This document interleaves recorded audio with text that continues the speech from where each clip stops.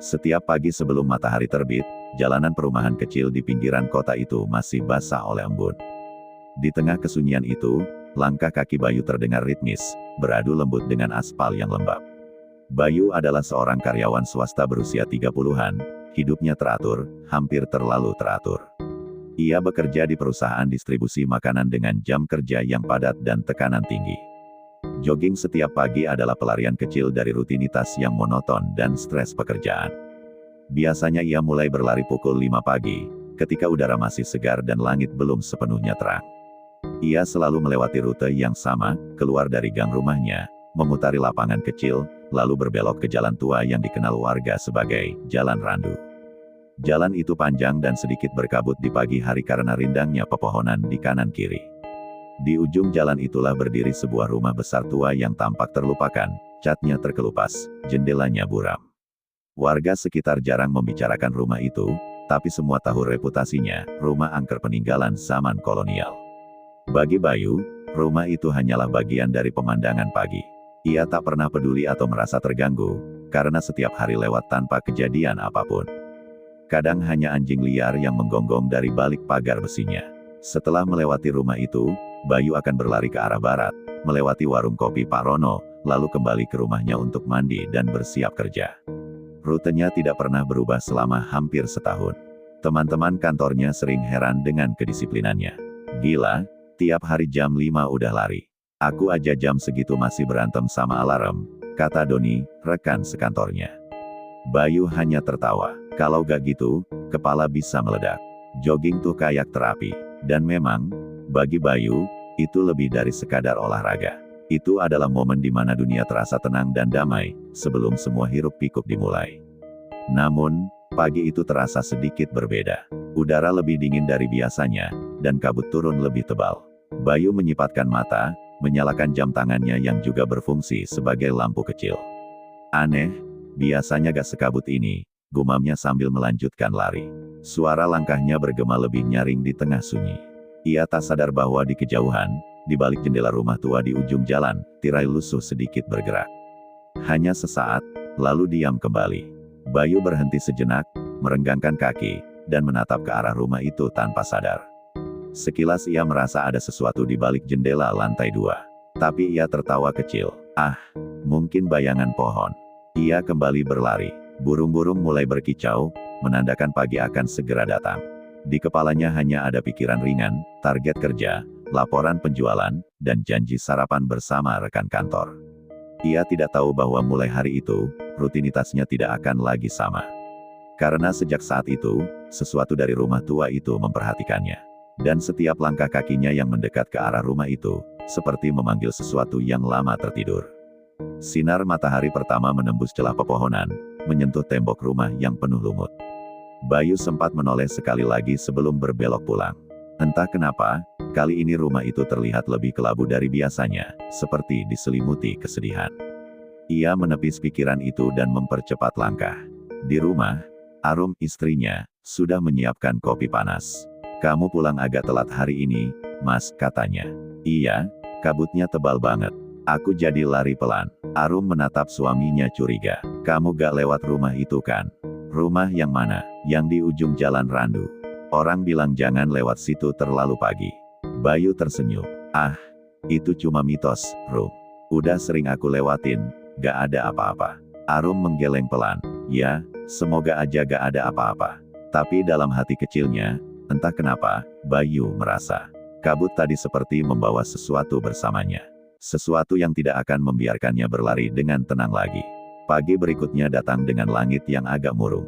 Awan tipis menggantung, menutupi cahaya matahari yang biasanya hangat di pukul 5. Bayu mengikat tali sepatunya di depan rumah, mengenakan jaket tipis, lalu memulai lari seperti biasa. Nafasnya ritmis, langkahnya mantap, musik dari earphone kecilnya mengalun pelan. Ia menyapa Pak Rono yang baru membuka warung kopi, lalu berlari ke arah jalan yang menuju tikungan panjang. Udara dingin menggigit, tapi tubuhnya mulai hangat karena gerak cepatnya. Bayu tidak sadar bahwa di antara kabut tipis yang mulai turun, bayangan rumah tua itu sudah tampak dari kejauhan.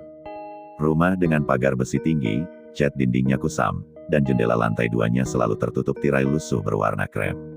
Ia selalu melewati rumah itu di kilometer terakhir larinya. Biasanya ia menatap lurus ke depan, tidak peduli, hanya ingin segera sampai rumah dan mandi. Tapi pagi itu berbeda. Ketika ia berlari pelan melewati pagar rumah itu, tiba-tiba bulu kuduknya meremang tanpa sebab. Langkah kakinya sedikit melambat. Ia menatap ke arah rumah, dan saat itu, tirai di jendela lantai 2 bergerak. Bukan tertiup angin, karena udara pagi itu tenang. Tirai itu seperti disibak dari dalam. Sekilas, Bayu melihat sesuatu di balik kaca jendela buram itu. Sosok samar, berdiri diam, seolah memperhatikannya dari atas. Bayu menghentikan langkah, jantungnya berdegup cepat. Ia mengerjap, mencoba memastikan pandangannya tidak salah. Tapi ketika ia menatap lagi, sosok itu sudah tidak ada. Hanya tirai yang bergoyang pelan, seperti tangan tak terlihat baru saja menyentuhnya. Mungkin cuma bayangan, bisiknya pelan, berusaha menenangkan diri. Ia kembali berlari, tapi kali ini napasnya berat, tidak senyaman biasanya. Sampai di tikungan menuju rumah, ia masih merasa ada tatapan dari arah belakang.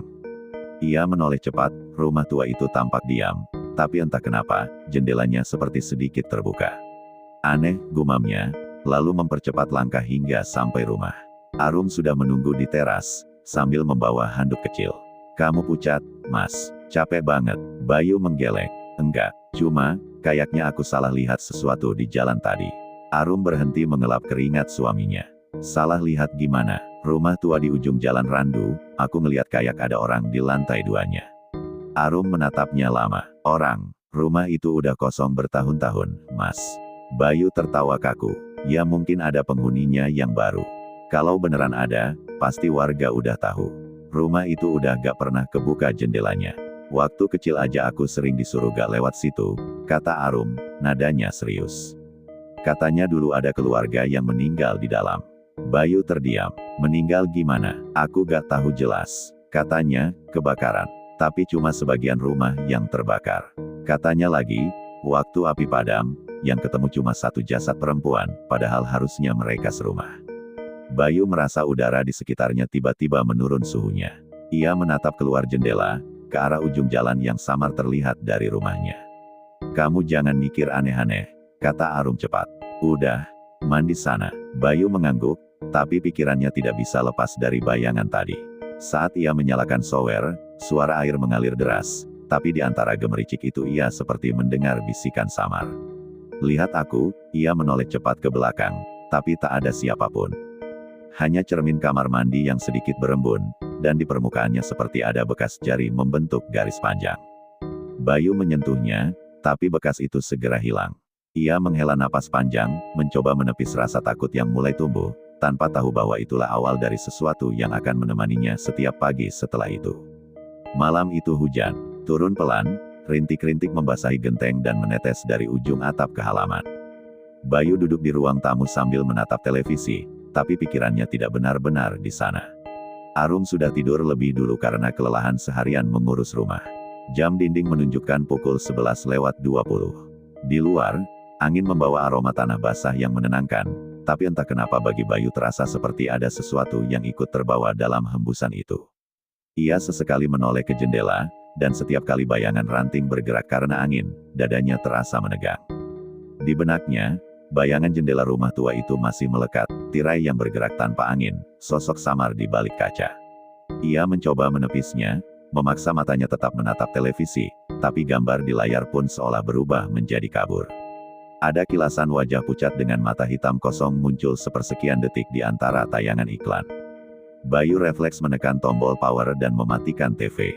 Rumah menjadi sunyi. Hanya suara hujan yang menetes pelan, dan detak jarum jam yang terasa semakin keras. Saat ia hendak berdiri, terdengar suara langkah kaki dari arah dapur. Perlahan, teratur, seolah ada seseorang berjalan tanpa terburu-buru. Bayu menelan ludah, mencoba memanggil pelan, "Arum." Tak ada jawaban. Langkah itu berhenti, lalu terdengar seperti suara sesuatu yang diseret di lantai. Bayu berdiri, menyalakan lampu ruang makan, tapi tidak ada siapapun di sana. Lantai kering, tidak ada bekas kaki basah, tidak ada benda yang bergeser. Tapi hawa ruangan berubah dingin sekali.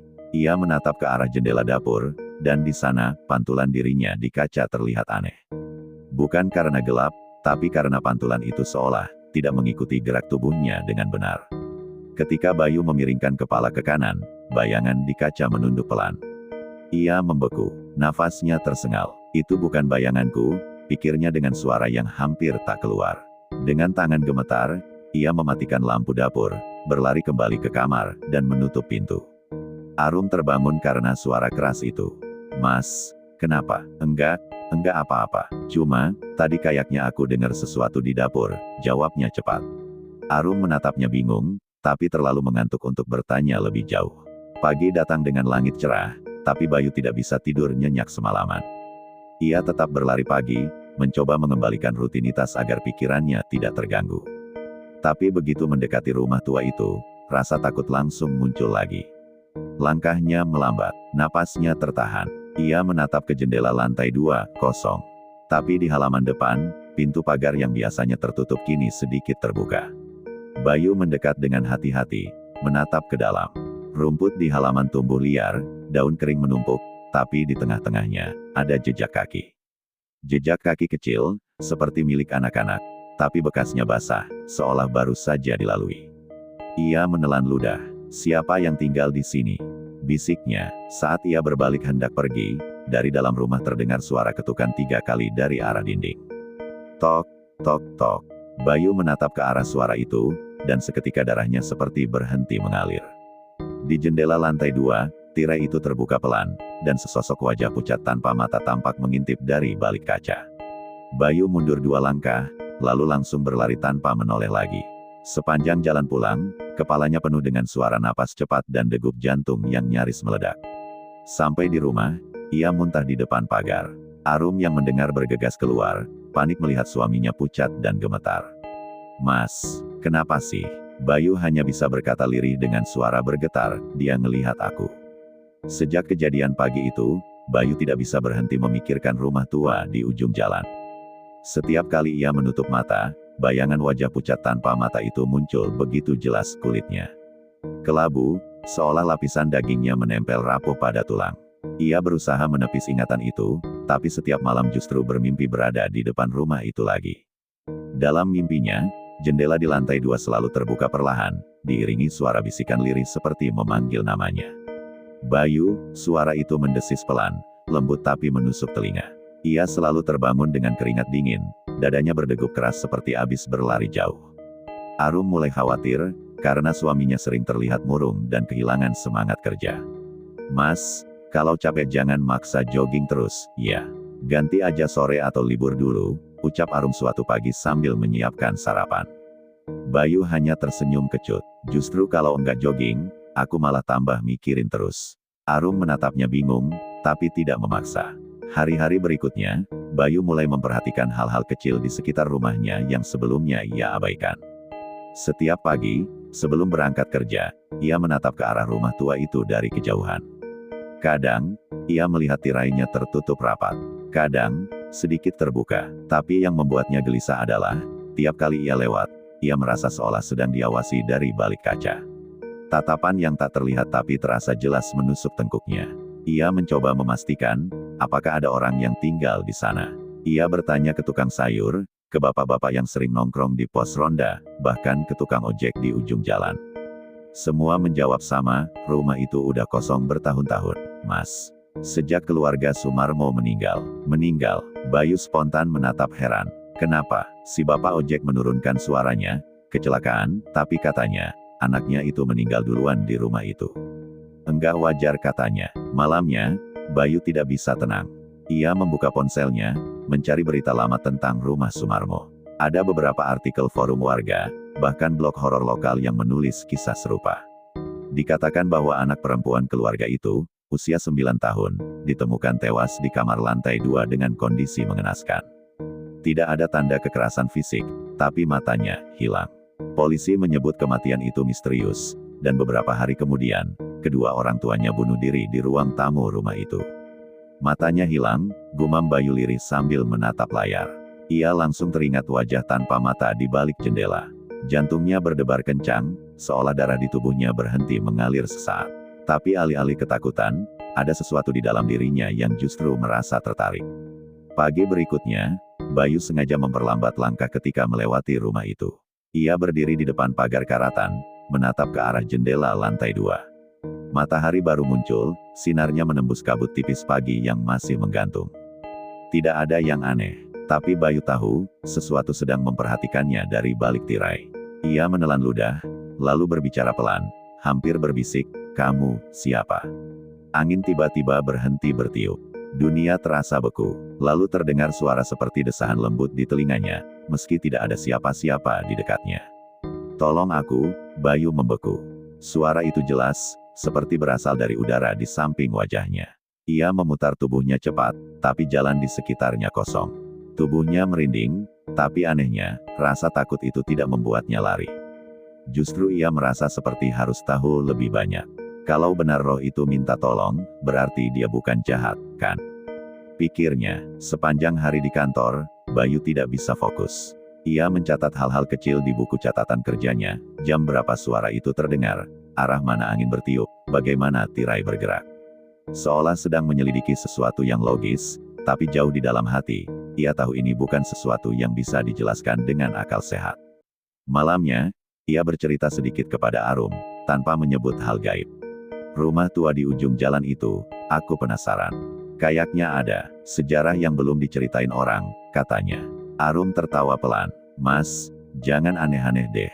Kalau orang bilang angker, ya udah, hindarin aja." Tapi Bayu hanya diam, karena dalam hatinya, ia sudah tahu, ia tidak akan bisa berhenti sampai menemukan kebenaran di balik rumah itu. Pagi itu udara terasa lebih berat dari biasanya.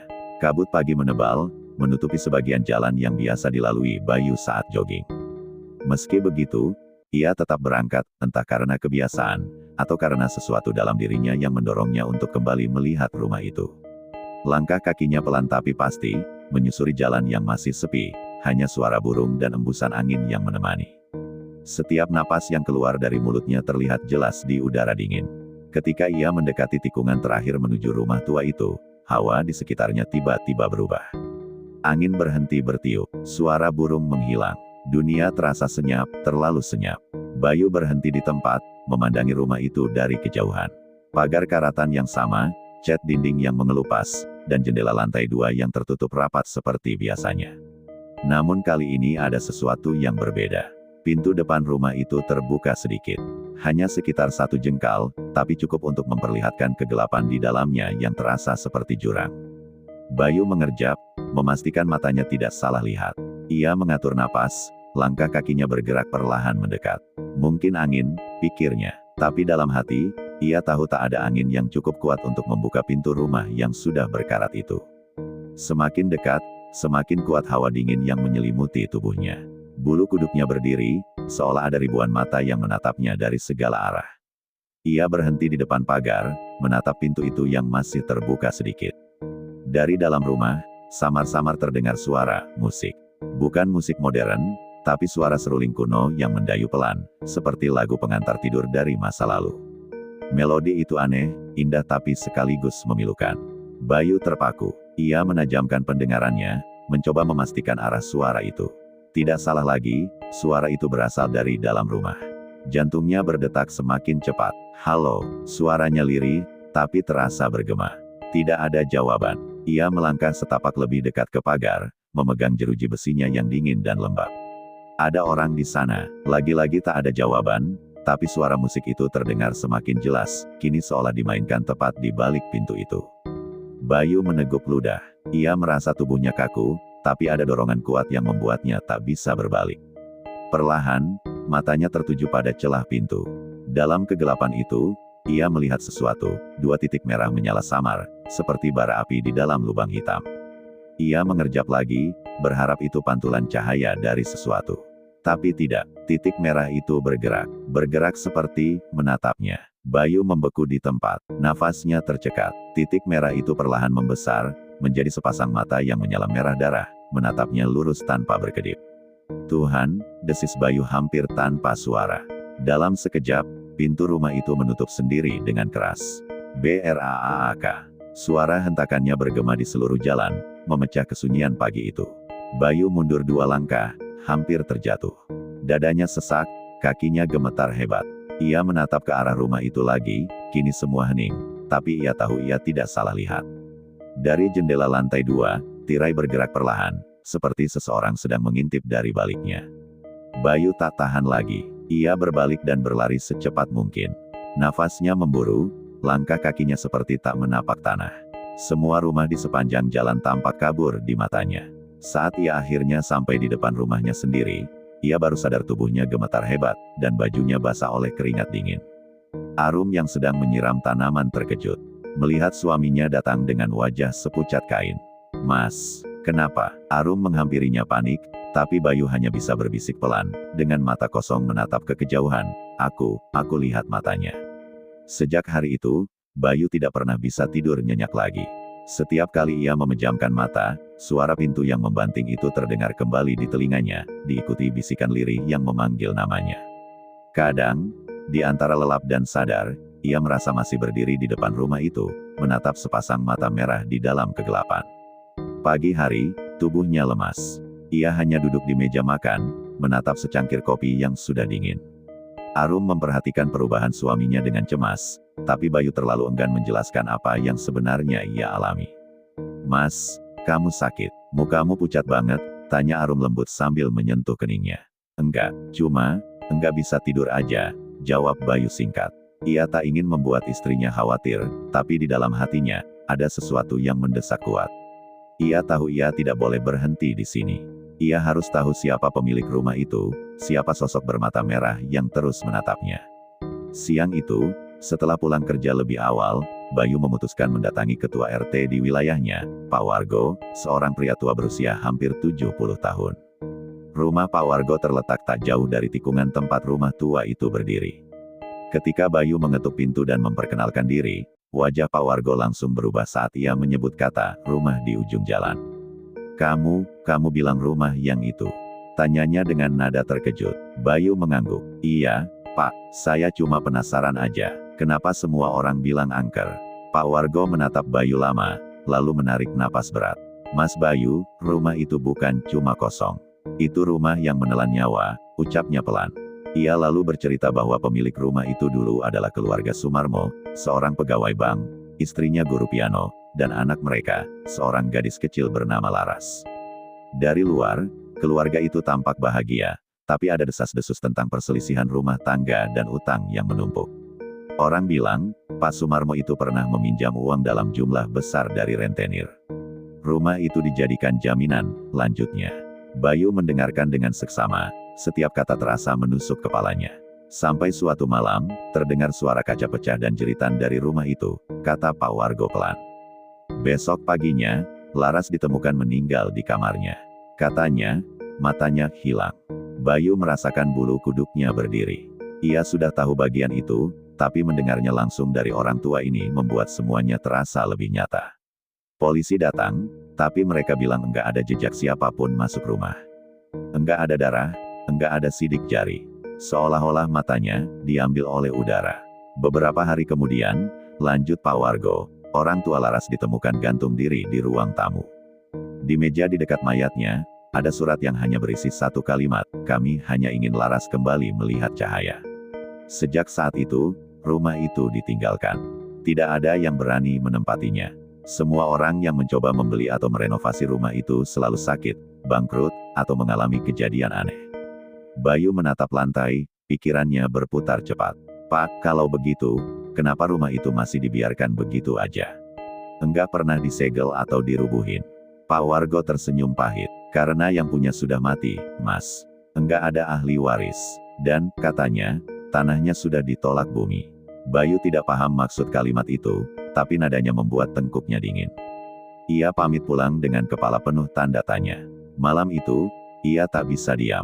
Ia menyalakan laptop dan mencari lagi informasi di internet. Ia menemukan satu artikel lama, tertanggal hampir 15 tahun yang lalu, dari arsip surat kabar lokal. Di artikel itu ada foto keluarga Sumarmo. Pria berkacamata dengan senyum kaku, wanita bergaun putih yang memegang piano kecil, dan di tengah mereka, gadis kecil berponi dengan boneka kain di tangannya. "Laras," gumam Bayu, menatap mata polos anak itu di foto. Ia merasakan perasaan aneh, antara kasihan dan takut. Tapi hal yang paling membuat darahnya berhenti mengalir adalah komentar seseorang di bawah artikel itu. Komentar itu tertulis oleh akun bernama Suwarni72, yang menulis, "Saya dulu pembantu keluarga Sumarmo. Laras sering main musik di pagi hari, tapi setelah dia meninggal, suara seruling itu masih sering terdengar. Sampai sekarang." Bayu menatap layar dengan mata lebar. Suara seruling, musik kuno yang ia dengar dari dalam rumah. "Jadi itu suara dia," bisiknya. Malam itu, ia bermimpi lagi. Ia berdiri di depan rumah itu, tapi kali ini tidak ada mata merah. Dari jendela lantai 2, terdengar musik seruling yang sama, diiringi suara tangis anak kecil yang pelan. Saat Bayu terbangun, air matanya menetes di pipi, entah karena takut, atau karena perasaan iba yang tiba-tiba muncul di dadanya. Pagi itu, Bayu menatap cermin dengan wajah pucat dan mata sembab. Ia sadar, selama beberapa minggu terakhir hidupnya seperti tersedot oleh sesuatu yang tak terlihat. Setiap detik yang ia habiskan justru semakin membawanya mendekati rumah itu. Rasa takut yang dulu membuatnya ingin menghindar kini berubah menjadi dorongan aneh, dorongan untuk tahu, untuk menyelesaikan sesuatu yang belum selesai. Ia tidak lagi merasa hanya menjadi penonton dari teror itu. Ia merasa terpilih untuk meluruskannya. Arum memperhatikan suaminya yang semakin pendiam, sering termenung di teras dengan tatapan kosong ke arah ujung jalan. "Mas, aku mohon ya, jangan pikirin rumah itu lagi," ucapnya suatu sore dengan nada memohon. "Aku udah capek lihat kamu begini. Kalau kamu sakit, aku enggak tahu harus ngapain." Bayu menatap istrinya lama, lalu tersenyum lemah. "Aku enggak apa-apa, Rum. Aku cuma ngerasa ada sesuatu yang belum selesai di sana." Arum terdiam, tak mengerti maksud suaminya. Malamnya, Bayu kembali memutar ulang suara seruling yang direkamnya diam-diam dari ponselnya pagi sebelumnya. Ia berhenti di depan rumah itu tadi pagi dan sempat menekan tombol rekod.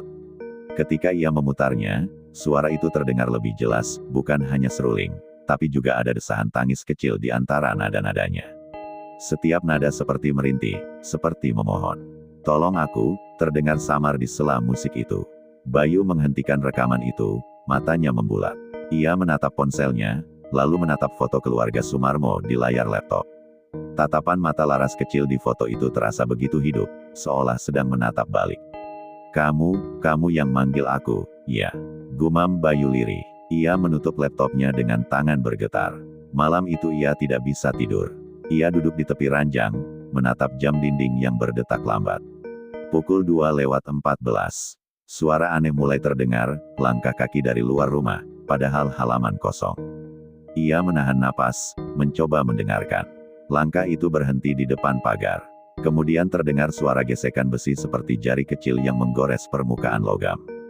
Bayu perlahan berjalan ke jendela, mengintip dari celah tirai.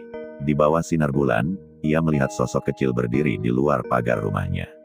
Seorang anak perempuan, dengan rambut panjang menutupi wajahnya. Bayu mematung. Tubuhnya membeku, tapi matanya tak bisa berpaling. Anak itu mengenakan gaun putih yang sudah kotor dan compang camping. Di tangannya tergenggam sebuah boneka lusuh dengan kepala terkulai. Anak itu menatap ke arahnya perlahan, dan dari balik rambutnya, Bayu melihat satu hal yang membuat darahnya berhenti mengalir, matanya hitam kosong, seolah dua lubang besar. "Mas Bayu," suara itu terdengar, tapi bukan dari luar, melainkan dari dalam kepalanya. Ia memejamkan mata, menutupi telinganya. "Pergi, tolong, jangan." Tapi ketika ia membuka mata, sosok anak itu sudah lenyap. Hanya tersisa kabut tipis di depan pagar. Bayu jatuh terduduk, tubuhnya gemetar. Tapi di antara ketakutannya, ada rasa lain, iba. Kalau dia cuma mau minta tolong, berarti aku harus bantu dia, katanya pada dirinya sendiri, hampir seperti mantra. Esok paginya, ia bangun lebih awal dari biasanya. Ia mengambil senter, kamera ponsel, dan sebuah tas kecil berisi air mineral serta kain putih. Ia berdiri lama di depan cermin, menatap wajahnya yang kini penuh tekad. "Aku akan selesaikan ini malam nanti," bisiknya pada pantulan dirinya sendiri. Hari itu terasa panjang sekali. Setiap detik di kantor seperti berjalan 10 kali lebih lambat. Saat matahari tenggelam, Bayu sudah tahu, malam ini ia akan mendatangi rumah itu. Ia tidak akan lari lagi, tidak akan menunggu roh itu muncul di mimpinya. Ia sendiri yang akan menghampirinya. Dan ketika bulan muncul penuh di langit, Bayu melangkah keluar rumah dengan langkah berat, menuju ke arah rumah tua di ujung jalan, tempat segalanya bermula, dan mungkin juga akan berakhir. Langit malam itu tertutup awan kelabu yang bergerak lambat, menyembunyikan cahaya bulan di balik lapisan gelap yang tebal. Udara terasa lembab dan berat, seperti sedang menahan napas menunggu sesuatu terjadi. Bayu berjalan pelan di sepanjang jalan yang biasa ia lalui untuk jogging pagi, tapi malam ini semuanya terasa asing. Lampu jalan yang biasanya terang kini padam di beberapa titik, hanya menyisakan kilau samar dari lampu rumah-rumah jauh di belakangnya. Suara langkah kakinya bergema pelan di antara hembusan angin dan daun kering yang berterbangan di trotoar. Ketika rumah tua itu mulai terlihat di ujung jalan, dadanya mulai terasa sesak. Pagar besi yang berkarat berdiri bengkok, seolah sudah lama tak tersentuh manusia. Jendela-jendela gelap seperti mata kosong yang mengintip dari kegelapan. Bayu menelan ludah, menyalakan senter dari ponselnya, dan melangkah perlahan mendekat. Cahaya senter itu menyorot papan nama kayu di depan rumah. Huruf-hurufnya hampir pudar, tapi masih bisa terbaca samar, keluarga Sumarmo. Ia berhenti di depan gerbang. Dalam sekejap, kilasan kenangan dari cerita warga kembali terputar di kepalanya, tentang suara tangisan, penampakan di jendela, dan musik gamelan yang terdengar dari dalam. Tapi malam ini tidak ada musik, tidak ada suara selain detak jantungnya sendiri. Dengan satu tarikan napas panjang, ia mendorong gerbang itu pelan. Bunyi berderitnya begitu keras, seperti suara jeritan besi yang terbangun dari tidur panjangnya. Halaman rumah itu dipenuhi ilalang tinggi dan rumput liar. Di pojok halaman, ada sumur tua yang ditutupi papan kayu setengah lapuk. Bayu menatapnya sejenak, lalu cepat-cepat memalingkan wajah. Ada sesuatu pada sumur itu yang membuat bulu kuduknya berdiri, seperti ada sesuatu yang mengintip balik dari dalam gelapnya. Ia melangkah ke tangga depan rumah, setiap langkah kayunya berderak pelan di bawah sepatu olahraganya. Pintu utama rumah itu terbuka sedikit, seperti sudah menunggu. Bayu mengangkat senter, menyorot ke dalam. Ruangan pertama yang ia lihat dipenuhi debu dan sarang laba-laba, tapi di antara semua itu, ada bau samar, bukan hanya apek, melainkan seperti bau dupa yang sudah lama padam. Ia mendorong pintu itu perlahan hingga terbuka penuh. "Permisi," suaranya bergetar, nyaris seperti bisikan. Tidak ada jawaban, tapi suhu di dalam terasa berbeda. Lebih dingin, lebih pekat, seolah udara di dalam rumah itu sendiri menolak keluar. Bayu melangkah masuk, menyorotkan cahaya senter ke arah ruang tamu. Dindingnya masih dihiasi foto-foto keluarga lama, beberapa sudah jatuh miring. Salah satu foto menarik perhatiannya, foto keluarga Sumarmo, sama seperti yang ia lihat di internet, hanya saja di foto ini, wajah anak perempuan mereka dicoret dengan tinta hitam tebal. Bayu menelan ludah. Ia memutar senter ke arah lain, dan menemukan piano tua di sudut ruangan. Tutupnya terbuka sedikit, dan beberapa tutsnya terlihat pecah. "Kamu yang suka main musik, ya?" Gumamnya pelan, mencoba berbicara seolah roh itu masih di sana dan mendengar. Namun, sebelum ia sempat melanjutkan, salah satu tuts piano itu tiba-tiba menekan sendiri, mengeluarkan bunyi nyaring yang membuat jantungnya hampir meloncat keluar dari dada. Bayu tersentak mundur, senter hampir terjatuh dari tangannya. Ia menatap piano itu lama, tapi tidak ada yang bergerak lagi. "Tenang, Bayu, cuma angin," katanya pada dirinya sendiri, meski tahu tidak ada angin yang bisa menekan tuts piano sekuat itu. Ia menelan ludah dan mulai menelusuri lorong sempit di samping ruang tamu. Setiap langkah yang ia ambil disertai dengan suara berderak, seperti lantai yang mengeluh di bawah beban tubuhnya. Di ujung lorong, ia menemukan pintu kamar anak yang sedikit terbuka. Di atasnya, masih ada papan kayu kecil bertuliskan, "Laras." Tangannya gemetar saat mendorong pintu itu. Ruangan di dalamnya kecil, tapi penuh dengan mainan tua yang sudah rusak. Boneka, buku cerita, dan satu kursi goyang kecil di dekat jendela yang menghadap ke jalan. Kursi itu bergoyang pelan, padahal jendela tertutup rapat. Bayu menyorotkan senter ke arah kursi itu, dan di saat yang sama kursi itu berhenti, seolah sadar sedang diperhatikan. "Laras," suaranya nyaris tak terdengar, bergetar di antara ketakutan dan rasa iba. Seketika lampu gantung tua di tengah kamar bergoyang pelan, lalu suara lembut seperti anak kecil terdengar di telinganya. "Aku kedinginan, Mas." Bayu memejamkan mata, lututnya hampir lemas, dan dari ujung ruangan terdengar bunyi langkah kecil mendekat, tapi ketika ia membuka mata, tak ada siapapun di sana, hanya boneka lusuh di lantai dengan mata satu yang kini menatap langsung ke arahnya. Bayu berdiri terpaku di tengah kamar, napasnya berat dan tidak beraturan. Senter di tangannya mulai bergetar karena genggamannya melemah oleh rasa takut yang membekukan. Ruangan itu seolah menatap balik ke arahnya, diam namun penuh makna yang tak bisa dijelaskan oleh logika. Boneka lusuh di lantai masih menatapnya, dengan satu mata kancing yang memantulkan cahaya senter seperti mata manusia sungguhan. Bayu menelan ludah, mencoba menenangkan diri, lalu perlahan berjongkok untuk memungut boneka itu. Tangannya sempat ragu, udara di sekitar boneka itu lebih dingin, bahkan embus napasnya terlihat tipis di udara. "Kau yang dari tadi memanggilku," bisiknya pelan, entah kepada siapa. Saat jari-jarinya menyentuh boneka itu, sekelebat bayangan muncul di matanya, seorang anak perempuan berambut panjang sedang duduk di kursi goyang sambil menyanyi pelan. Suaranya lembut, tapi sedih, seperti nyanyian yang hilang ditelan waktu. Bayu tersentak mundur dan menutup mata. Ketika ia membuka matanya lagi, kursi goyang itu sudah diam, dan boneka itu kini berada dalam genggamannya. Di bagian belakang boneka, ia merasakan sesuatu yang aneh, ada tonjolan keras di balik jahitannya yang rapat. Dengan gemetar, ia membuka saku jaketnya dan mengambil pisau lipat kecil yang biasa ia bawa untuk keperluan darurat. Ia menyobek sedikit jahitan boneka itu, dan dari dalamnya keluar sesuatu yang kering dan berdebu. Sebuah potongan kertas kecil, kusam dan mulai lapuk. Ia membuka lipatannya perlahan, takut kertas itu robek.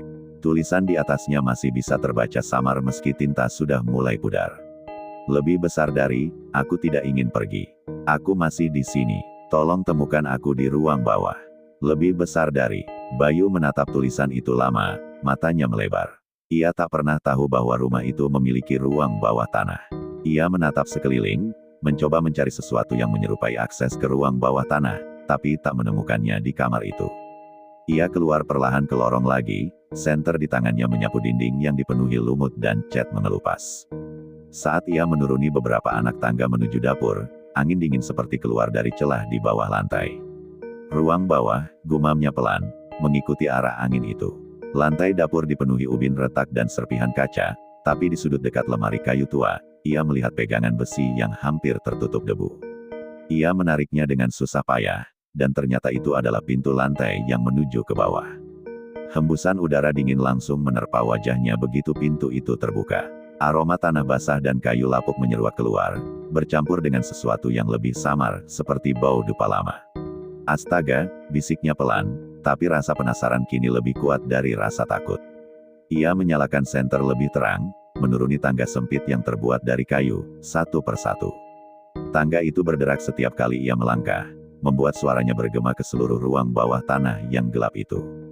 Ketika sampai di bawah, Bayu menemukan sebuah ruangan kecil, temaram, dengan dinding dari batu bata tua yang lembab. Di tengah ruangan itu, ada sebuah meja kecil dan di atasnya tergeletak benda yang aneh, sebuah buku tebal berdebu dengan sampul dari kulit coklat tua. Di sampingnya, ada bingkai foto keluarga Sumarmo yang sama seperti di ruang tamu, tapi di foto ini wajah sang anak tidak disilang. Justru wajahnya terlihat tersenyum manis, memeluk boneka yang kini ada di tangan Bayu. Jantung Bayu berdetak kencang. Ia membuka buku itu perlahan. Halaman pertamanya berisi tulisan tangan halus, seperti catatan harian. "Ini, buku harian Laras," katanya hampir tanpa suara. Ia membaca beberapa baris pertama, dan matanya langsung terbelalak. "Lebih besar dari, ayah dan ibu sering bertengkar. Mereka bilang ada sesuatu di rumah ini yang membuat mereka gila. Tapi aku suka rumah ini, di sini aku punya teman. Namanya Naya. Dia tidak suka cahaya. Lebih besar dari." Bayu membalik halaman berikutnya, dan tulisan Laras semakin berantakan seiring waktu berjalan. Banyak halaman yang penuh dengan goresan dan kata-kata yang tidak beraturan, seperti seseorang yang menulis dalam ketakutan. Salah satu halaman terakhir menuliskan sesuatu yang membuat napas Bayu tercekat. "Lebih besar dari, aku dengar suara Naya di sumur. Dia bilang dia ingin aku ikut bermain di bawah tanah. Aku takut, tapi dia marah kalau aku menolak. Aku dengar ayah berteriak. Aku tidak tahu kenapa semuanya jadi gelap. Lebih besar dari." Tangan Bayu gemetar. Ia menatap halaman itu lama, lalu menutup buku harian itu perlahan. "Jadi, roh yang kulihat itu bukan jahat," gumamnya lirih, matanya mulai berkaca. Ia menatap sekeliling ruang bawah tanah itu sekali lagi. Di dinding sebelah kiri, ada semacam altar kecil, dihiasi sisa bunga kering dan wadah dupa yang sudah lama padam. Bayu mendekat dan berlutut di depannya. Ia menatap foto Laras di atas altar itu, lalu berkata pelan, "Kau cuma ingin ditemukan, ya?" Udara di ruangan itu mendadak berubah, tak lagi menakutkan, tapi hangat dan tenang, seolah kehadirannya dimengerti. Dari arah tangga, terdengar suara lembut seorang anak berkata, "Terima kasih, Mas." Lalu angin dingin berembus pelan, dan semua lilin kecil yang mati di altar itu tiba-tiba menyala sendiri, memandikan Bayu dalam cahaya temaram yang damai. Bayu duduk lama di depan altar kecil itu, membiarkan cahaya lilin menari lembut di wajahnya yang letih. Keringat dingin bercampur dengan debu di kulitnya, tapi entah mengapa, malam itu ia tidak lagi merasa takut. Di sekelilingnya, udara bawah tanah yang tadinya sesak kini terasa ringan, seperti ada sesuatu yang akhirnya dilepaskan. Ia menatap foto kecil Laras di altar itu, gadis kecil dengan rambut dikepang dua dan senyum yang tulus. "Kau hanya ingin diingat, ya?" katanya pelan, suaranya pecah di antara isak tertahan. Bayu menatap buku harian di pangkuannya. Halaman terakhir tampak setengah terisi dengan tulisan goyah. "Lebih besar dari, aku tidak ingin hilang. Tolong beri aku cahaya." Lebih besar dari, ia tahu apa yang harus dilakukan. Dalam benaknya, ia teringat ucapan tetua kampung yang pernah ia temui beberapa hari lalu, tentang roh yang tidak akan tenang sebelum menerima doa dari seseorang yang masih hidup. "Kalau benar ini pesan darimu, Laras, aku akan bantu," bisiknya lirih. Ia menutup buku harian itu perlahan dan berdiri. Tangannya menyalakan dupa sisa yang masih terselip di altar itu dengan api kecil dari korek gas. Aroma harum dupa menyebar, memenuhi ruangan yang lembab itu dengan wangi yang menenangkan. Asapnya berputar lembut, naik ke langit-langit seperti benang halus yang menghubungkan dua dunia. Bayu menunduk, menangkupkan tangan, lalu mulai membaca doa seadanya, bukan doa yang rumit, hanya ungkapan tulus dari hati. "Tuhan, jika anak ini masih terjebak di antara hidup dan mati, tolong terangi jalannya. Aku tidak kenal dia, tapi aku ingin dia tenang." Suaranya bergetar, tapi setiap kata terasa tulus. Lilin di altar itu bergetar seolah menanggapi, nyalanya semakin tenang, stabil. Angin yang tadi berhembus dari tangga kini berhenti, digantikan keheningan yang damai. Untuk pertama kalinya sejak memasuki rumah itu, Bayu merasa tidak sendirian dalam arti yang baik, seolah seseorang di sana sedang tersenyum. Beberapa menit berlalu sebelum ia akhirnya berdiri dan melangkah menuju tangga. Ia menatap ruang bawah tanah itu sekali lagi sebelum naik. "Selamat tinggal, Laras," katanya pelan, dan seolah menjawab, terdengar bunyi lembut kursi goyang dari atas, satu ayunan kecil, lalu diam. Ia menutup pintu ruang bawah itu perlahan, memastikan semuanya tertutup rapat. Saat keluar dari rumah, udara malam terasa lebih hangat dari sebelumnya. Di halaman depan, rumput yang tadinya kering seolah tampak lebih hidup dalam cahaya bulan yang kini menembus awan. Bayu menatap rumah itu dari luar pagar, perasaan lega memenuhi dadanya. Tidak ada lagi tatapan dari jendela lantai 2, tidak ada tirai yang bergerak sendiri. Rumah itu benar-benar diam, bukan dalam arti menakutkan, tapi seperti rumah yang akhirnya bisa tidur setelah bertahun-tahun gelisah. Bayu tersenyum tipis, lalu berjalan pulang dengan langkah pelan namun ringan. Malam itu ia tidur nyenyak untuk pertama kalinya setelah berminggu-minggu dilanda mimpi buruk. Tidak ada suara langkah di koridor, tidak ada bayangan di ujung tempat tidurnya. Hanya mimpi tentang seorang anak kecil yang tersenyum sambil melambaikan tangan dari jendela. Saat terbangun keesokan paginya, sinar matahari menembus jendela kamarnya dengan hangat. Bayu memutuskan untuk kembali jogging, tapi kali ini tanpa rasa takut. Ia mengenakan sepatu lamanya, memasang earphone, dan berlari menyusuri jalan yang sudah lama tidak ia lewati dengan tenang. Langkahnya mantap, udara pagi segar menamparkan wajahnya lembut. Burung-burung berkicau, dan sinar matahari pagi memantul di dedaunan basah oleh embun. Ketika ia mendekati tikungan terakhir menuju rumah tua itu, jantungnya berdegup lebih cepat, bukan karena takut, tapi karena kenangan. Ia memperlambat langkah, lalu berhenti di depan pagar yang berkarat itu. Rumah itu kini terlihat berbeda di bawah cahaya matahari. Tidak lagi menyeramkan, hanya bangunan tua biasa dengan cat pudar dan jendela berdebu. Bayu menatap jendela lantai 2, tempat ia dulu melihat sosok itu pertama kali. Sekilas, ia pikir ia melihat bayangan seorang anak perempuan di sana, tapi kali ini bayangan itu tersenyum sebelum perlahan memudar. "Terima kasih juga," gumam Bayu dengan suara pelan, matanya sedikit berkaca. Ia menunduk, meletakkan setangkai bunga melati di depan pagar rumah itu. "Untukmu, Laras," katanya sambil menepuk dada sendiri. Setelah itu, ia kembali berlari, melanjutkan rutenya seperti dulu. Tapi kali ini langkahnya lebih ringan dari sebelumnya. Ia tahu, bukan hanya Laras yang telah menemukan ketenangan, dirinya juga.